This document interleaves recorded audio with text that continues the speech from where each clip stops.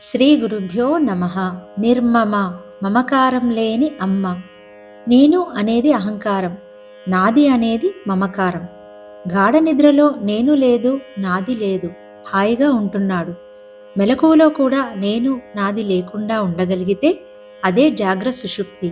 పైకి మెలకువలో ఉన్నట్టే కనిపిస్తాడు, లోపల గాఢ నిద్రావస్థలో ఉన్న ప్రశాంతతను అనుభవిస్తుంటాడు జ్ఞాని.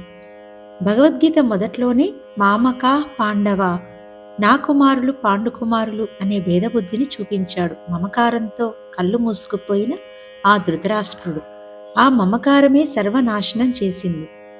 మమకారం అనేది తామరాకుపై నీటి బొట్టులా ఉండాలే కాని నీటిలో కలిసిన నీరులాగా మమేకం కాకూడదు.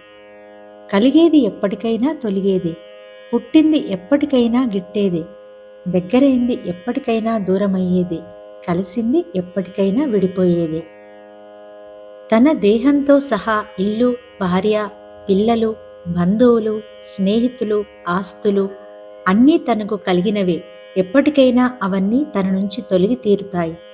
కాబట్టి బ్యాంకులో క్యాషియర్లాగా డబ్బు మధ్యలో తానున్నప్పటికీ అందులో ఒక్క రూపాయి కూడా తనది కాదు అనే ఎరుకతో ఎలా అయితే ఉద్యోగం చేస్తుంటాడో, అలాగే తాను నాది అనేదంతా భగవంతుని ఆస్తిగా భావించి ఎప్పటికైనా తిరిగి అప్పగించవలసిందే అన్న స్థిరబుద్ధితో ఉండడమే స్థితప్రజ్ఞత.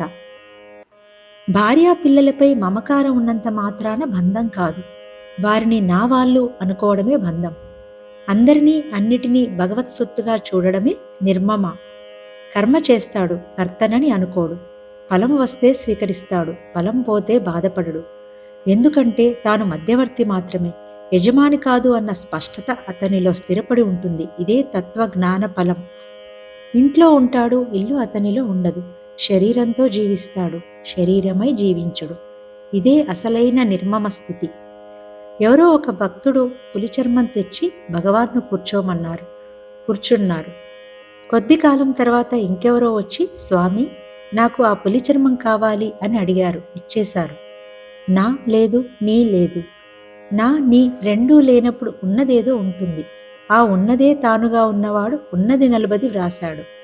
ఉన్నది నలుబది ఉపనిషత్ సారం. అందులోనే ఓ మాట ఉంది. తమ సంగములతో తామును జచ్చి, అనగా మమతాహంకారములు నశించి చావులేక స్వరూపమే వెలుగువారు మరల మరణచింత నొందగలరా?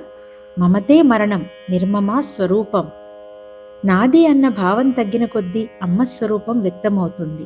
పూర్తిగా కరిగినప్పుడు అమ్మే తానైపోతాడు. ఇదే నిర్మమ తత్వసారం.